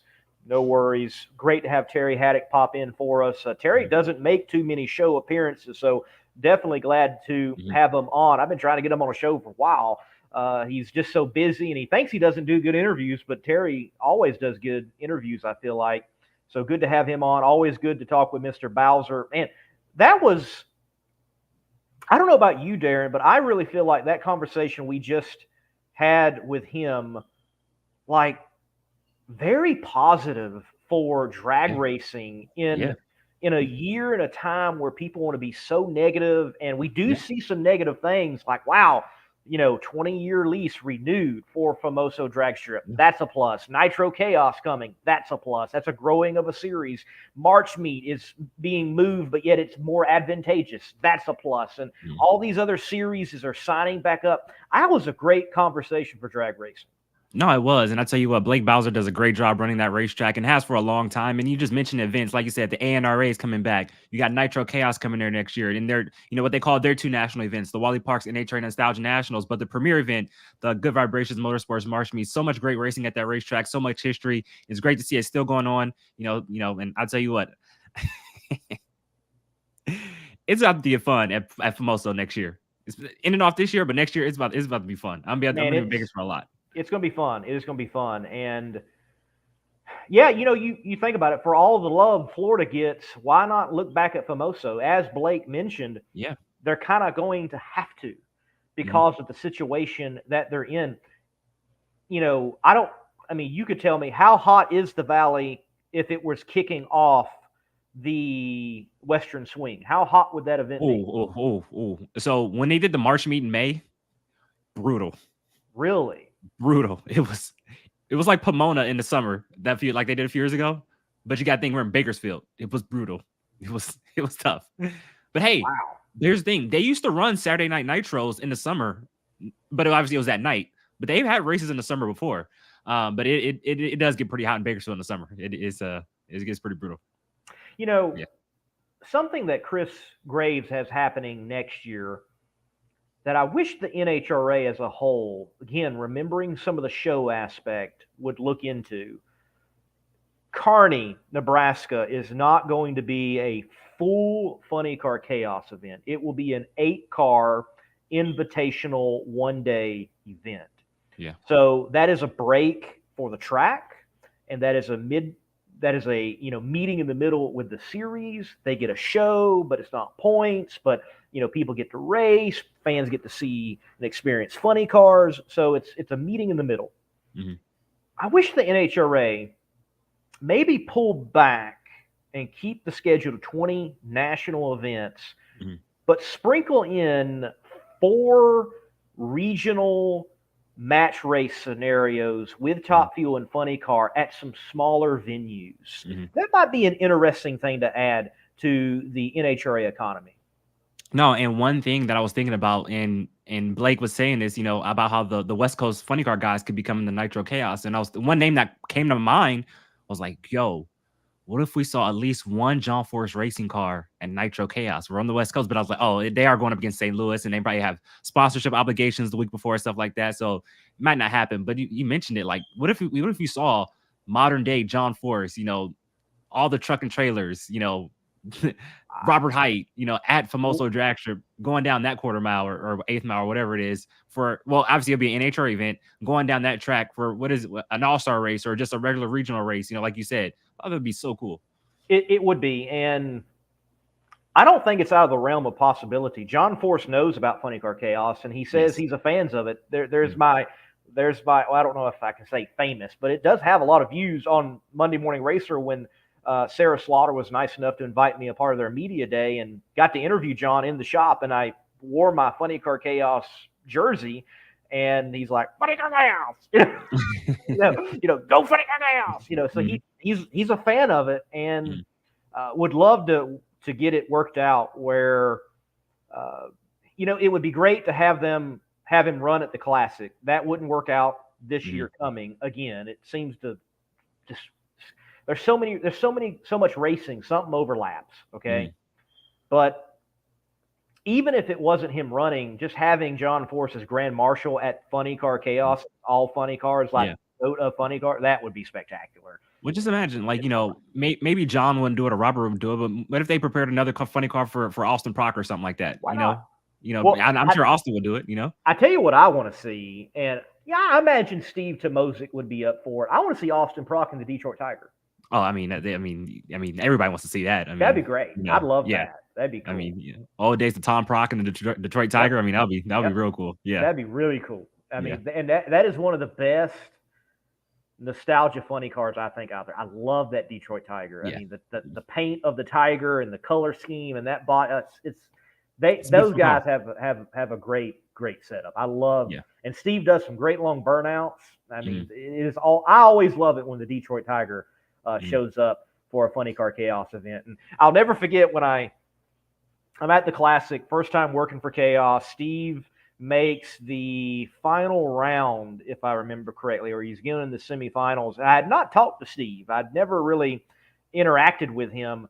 And his name, when you look at it, it looks like very hard to pronounce. So I went up to him. I'm like, "Hey, Steve, how you doing, man? Hey, how do you say your last name?" I was getting ready for the interview. He said, "Smith." I looked at him like, no. And then it's Tomozic. It's not that hard, but it does look weird, if you don't know how it sound out. But he just went Smith. I thought that was hilarious. It gets me every time. So yeah. But hey, Andrew, you popped it up. That would be cool. See Ashley back out there, yeah. Or Courtney. Yeah, Courtney too. That'd be cool. Or anything like even like Brittany one time in a funny car. Like why not? The endless possibilities, right? Yeah.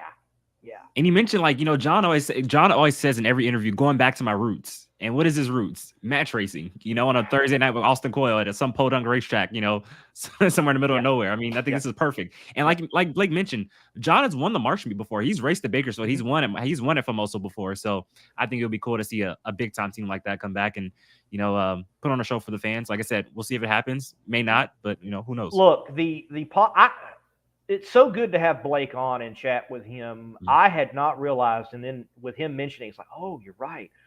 The possibilities of that Nitro Chaos on the West Coast with Rupert, Densham, Milanovic, others, Jeff Deal. Wow. Could be one of the more epic shows that Famoso Dragstrip has had in a long time.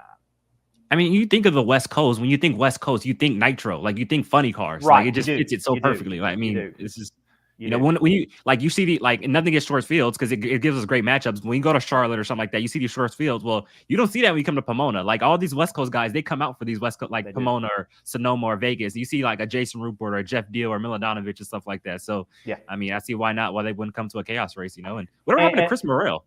And look, right, it's a good point. I agree. Little City Charger. I know. I have to reach out, figure out what's going on. Reno's not far, at least that side, but look, I didn't know how different and how special it was until this year, but there's something about fuel altered at Bakersfield and the way it's done and the way those cars look and the way those cars run, and they're not going to have to worry about no 6.0. They can lay the wood down and do it in the 8th mile. Ooh, I can't wait, man. So between Top Fuel, Funny Car, and Fuel Altered in the Heritage Series, Fuel Altered is the closest that sound like the Big Show cars in the Camping World Series. Man, I'm telling you, they're the closest. I can't. Just can't wait. I can't wait. And that's something about Nitro Chaos. If anything, and even going back to where we have kind of even started the show, if you want to look at a positive for even the rule change where rear engine is outlawed, Fuel Altered is given a prominent place in Nitro Chaos where just about anywhere else they're not. Yeah. I mean, let's face it. Phil Alter's always been NHRA's redheaded stepchild. I mean, they basically banned him. So they did. They did. I mean, Yeah, there's a great him, Steve Evans piece from like 1988 or 89, maybe even 90, and I think it's at Famoso. Like, this is the last time Fuel Altered will ever have points collected. Blah blah blah. And it was very sad. Like, and in that piece, he interviews some of the drivers, and they're not happy. And I think, this is a conversation for another day, but I feel like, with all the Fuel Alters we see in this country, and especially the ones we see on the West Coast, I don't see why there's not a points series at all for Fuel Alters in the Heritage Series. I mean, there's enough races, there's enough cars. I feel like, at this point, I know what he said with Ron Hope. He puts up the money for the Fuel Alters at the Wally Parks NHRA Nostalgia Nationals. So for you guys who don't know, Fuel Altered in Bakersfield is actually a Chicago style format. It's not, 16 car field run elimination or something like that. It's Chicago style, but I feel like at this point, hey, let it rip. Qualify 8 cars, 16 cars in 4 rounds. Let's do it. Right, and I know I really, and look, we've had him in the comment section earlier tonight. Dylan Winefsky Racing, Nitro Moose. Man, they have been leading the way, and I know Johnny West has been leading the way, and you've had a lot of people championing Fuel Altered, and they just haven't quite got the recognition that I think they deserve, even though they've got some hits at like the Arizona Nationals there at Wild Horse Pass Motorsports Park at the national event. I don't know why. I don't understand in this day and time whoever at the NHRA doesn't see the marketing value of what Fuel Altered can be. Mm-hmm. Look at War Wagon and look at what Hartman and Wilkerson put together. You got a show, and you got a third nitro class that is a in-between of what Funny Car and Top Fuel is, that would give another hit and dose of nitro for your fan base. To me, it's a no-brainer. No, I echo all those sentiments. And like you mentioned, like, hey, bring 8 to a national event. It could be exhibition, doesn't have to be, full on point series, but bring 8 to a national event, let them qualify, let them race. And like you mentioned, War Wagon, you got Nanook, you have, it don't have to be a 16-car field. Make it an 8-car field. Yeah. You got all these other exhibition classes. Heck, you give Mountain Motor Pro Stock a little Wally, give them a little Wally. I don't care. Give them the acrylic Wally. Let them run. And they're loud, they're fast, they're all over the racetrack. These guys are actually steering these things. Like, right. These guys driving with Fuel Alters, they're crazy. Y'all let Pro Mod run. Have you seen what Pro Mod does? They wreck on burnouts. Hey. Relax on my boy Samarukov, right? Well, no, I mean, he's the most recent example, but I know. I mean, I love this. Fuel Altered to the lanes. Yeah, I love me some Fuel. Look, I love that I get regular doses of it in like Nitro Chaos. Jody Austin with the Bushwhacker and James Gillen with Psycho 2, and I think of. I mean, dude, look at that. I mean, see it? That's what I think about Fuel Altered. Okay, that's what I think. That's what I think. Went all the way to Eddyville, Iowa. What about this though? Dave W. He trying to get us in trouble. Dave W. Take your nonsense out. There's always one segment every show, one part of every show we're about to get canceled. This is it. we don't need none of that. Y'all had that over there inside the NHRA. By the way, it's still going strong. So it's still going strong. They tried to tear us down, but we're still going strong. Had our best show ever last week. So it was a good show, man. That was a good show for sure. Got over 100 views. Congratulations. Thank you. I appreciate that. Not views, but having at one time viewers. Yeah, live viewers. Congratulations. So yeah. This is great. Walt Walker. He says, "Is Darren still boycotting the Stampede of Speed?" Yes, he is. He is not going to be at any portion of the Stampede of Speed this week or weekend. Now, thankfully, to Elon Warner, tomorrow night, it's my plan. I'll be there hosting live on the red carpet again, asking the questions as the NHRA dignitaries roll in for the Champions Dinner. Walt, I am not boycotting the Stampede of Speed. I will be in Bakersfield. But you ain't there. Walt, I'll see you in Vegas, bro. I'll see you in Vegas, man. We'll catch up in Vegas. If you're out there, we'll catch up in Vegas. That's where I met Walt, was in Vegas for the 4Y Nationals. So but he ain't. I know that's not proper English, but he ain't asking about Vegas. He's ask about Stampede Speed. I got to rep Famoso. You talk about supporting drag racing in Southern California. That's what I'm doing. You know, drag racing going strong in Texas. You know, it wasn't that though. For folks, for all that you know, for all of you out there, when Chris Graves told me yesterday before the announcement that there was going to be a drag race at Famoso Dragstrip for Nitro Chaos, and Darren has said, "I'm coming to Eddyville." He didn't come to Eddyville. He's like, "I'm coming to Lufkin." Yeah, he didn't come to. I'm coming to State Capitol Raceway. He didn't show up at any of those events for any Chaos race. I reply back to Chris Graves, "Yeah," and that punk, that non-traveling punk, Darren Williams Jr. will finally show up to a Chaos race. You guys understand? I have a full-time job that I can't get away from. And travel is expensive, all right? Jesus, cut me a break. I do got to stop doing that. I do say I'm coming to a race and don't come. I got to stop doing that. You're right. You do. I do. Look, if I need to call Pops for you, I'll talk to him, okay? Give him 3 days. Yeah, you know. I'll call. Do that for me. I'll call. You understand.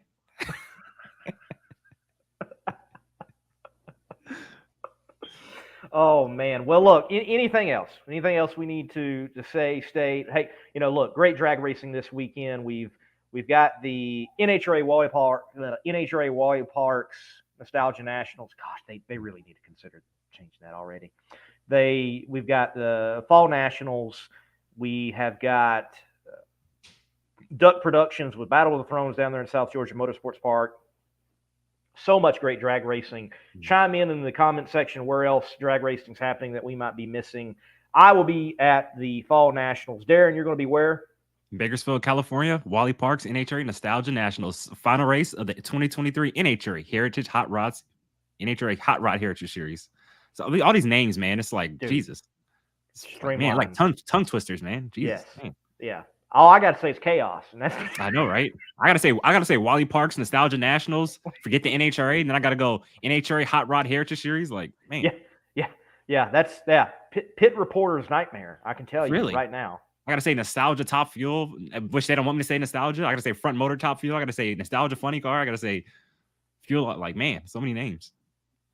And Top Fuel is gonna run. Top Fuel is gonna run. And like Dylan said, he says nostalgia needs to go if they want to bring in younger people. So you got to go. Yeah, they don't like the word. Yeah, I mean, we've talked about that before, and yeah. Look at, it's not obviously it comes to mind with Bobby Cottrell and that group. They're not running a nostalgia body. I mean, I understand it's a Camaro, but it's been molded and shaped and twerked, and that is not a nostalgia body. I understand it looks like a Camaro, but that's a modified nostalgia body if you want to say anything. That it just is, okay? Mm-hmm. So they're already pushing the limits in a lot of ways. Mm-hmm. They're using modern day parts too, so. Yeah, I mean, I don't mind. I don't know what – I mean, I like – even though not everybody understands what you're saying when you say Neo, they automatically think you're talking about the Matrix in front of something, but you're not. But Neo nostalgia, I think that's probably the best way to describe what the heck's happening. But even that's confusing. Lee, end the show. My lab's about to die. I don't want to get up, so end the show. I was like, it's on his last leg. Like, it's done. All right, folks, we're going to end the show. Good to have each and every one of you watching the Competition Plus Power Hour here on Tuesday night. That is Darren Williams Jr., American Hot Rod Entertainment, assistant editor for CompetitionPlus.com. I'm Lee Kraft, a.k.a. the Monday Morning Racer, and this has been another good time to talk drag racing with you all. Thanks to Terry Haddock. Thanks to Blake Bowser for their time. We are done here. God bless, and keep the pedal to the metal. Classic car owners, make your headlights over twice as bright with Holley Retro Bright LED headlights. A plug-in replacement for those dim halogen seal beams, Retro Bright maintains that classic look and lasts 6 times longer. Stay safe and click the link below to learn more.